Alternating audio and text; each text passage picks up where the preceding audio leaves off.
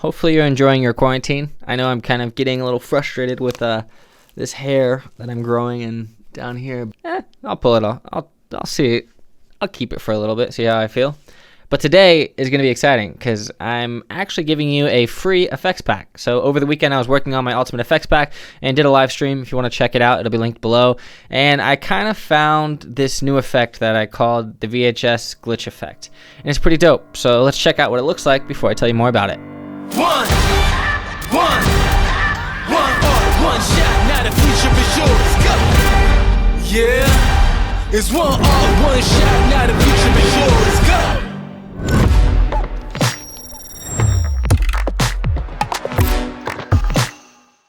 Before we get started, just know I have a Discord server. If you don't know what Discord is, it's basically an online server community. So I created one for my YouTube channel, and we have 150 plus members right now. So let's make it 200. But first, follow me on Instagram. I'm so close to 17K. Please help me. This effect is pretty cool, and the best thing is it's drag and drop. I'm going to go over everything that you need to know before using this effects pack, but stick around because you're definitely going to learn something. So this is the landing page for the VHS Glitch Effects Pack. So you can read through here and learn how to install it, learn how to use it, and even some notes on it on how to change the resolution. You can also just add it to your cart. As you see, it's $0, but if you want, you can send a couple bucks my way because I really appreciate it and it helps out the channel. Once you download the pack, you will actually get this. All it is a project file, 2 sound files, and 2 video files. All you need to do is basically open up a project that you're working on. So for example, this is just like a test project that has a bunch of clips right here. And all you have to do is drag on the free VHS Glitch Effects Pack into your project area. Now, once you click and drag it into your project area, you'll see this button that says Import Entire Project. Make sure that's selected and make sure nothing else is selected, and then click OK. Now, sometimes a locating media thing will pop up. If that pops up, all you have to do is go to the same folder and then click Search, and it'll link the media automatically. So now we have this VHS Glitch Effects Pack in our project area. If this is your first time seeing effects like this, here's how it works. So these are actually sequences that are full project videos, and you can go here and play back through them. So the fun thing is I can make all of my effects with the audios in these sequences, and then in my actual video thing down here, I can just drag and drop that sequence in there, and it will actually drag all of the video files and audio files that I made. We just dragged our VHS Glitch Effects Pack in here, and as you can see, we have a ton of VHS glitch effects. So how do we drag and drop these into our timeline? Well, the first step is to actually click this button right here that is Insert and Overwrite Sequences as Nest or Individual Clips. Make sure that button is white. What this will do, it will allow us to drag in just my adjustment layers and not that video file in my sequences, because we don't want to drag in our video file down here on video layer 1. So what we're going to also do is make sure that is white, and then come down here and deselect video 1. I typically always deselect audio 1 as well. It just doesn't really matter in this case since I have nothing on that audio layer. So once you deselect video layer 1, you can drag this into your timeline, just like so. And as you drag in, you'll see that there's a before and after marker right there. Before is green and after is red. All you have to do is drag that onto your transition that you're trying to use and then play it back. And as you see right away, it plays back phenomenally. Typically, I'll leave my render resolution at 1/4 or even 1/8. You can always play it on full, but your computer might have to be a little bit more beefy. As you can see, you'll get a little lag.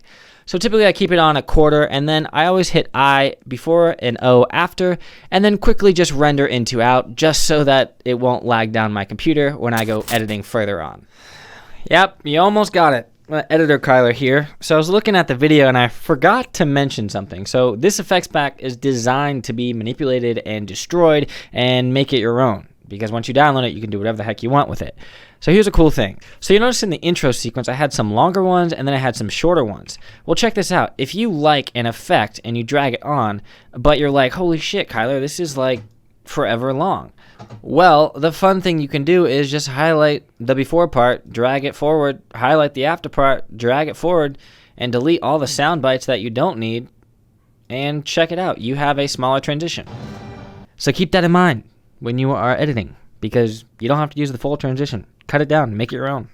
One other note, I made these effects in 1920 by 1080. So if you want to use the effects in a different resolution, this is what you have to do.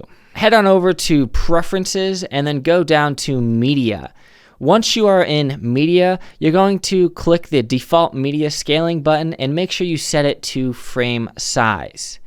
So what that will do is, instead of dragging in a 1920 by 1080 size on a 4K timeline, it actually automatically rescales my effects to that 4K timeline. And just like that, all we have to do is come through here and play with some of these and drag them onto our clips.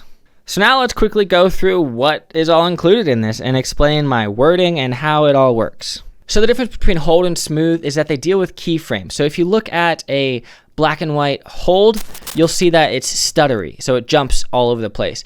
And if you look at a smooth one, you'll see that it actually smoothly goes back and forth. And that has to deal with our VHS keyframes. As you can see, they are all Beziers on the smooth one. And if I go to a hold one, our VHS keyframes are all hold.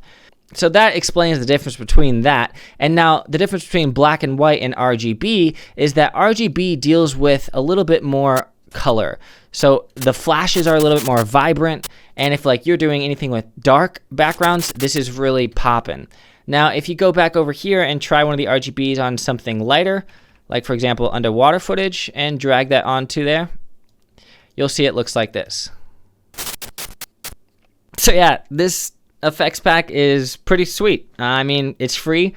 You guys can donate if you want to. I would like to start giving away more free stuff because it's exciting. And especially now, since we're all stuck at home, I think it's better time than any to like start learning something. So if you guys enjoyed today's video, let me know down in the comments below. Hit that like button, and if you're new, consider subscribing because I'm going to be making some more stuff in the future. One shot, now the future is yours. Go! Yeah, I was building on a lecture. Verses coming daily under pressure. Working on the plot and the scheme. The true style trademark is at the edge of your dreams. I'm talking one shot for the kill. The breeze comes.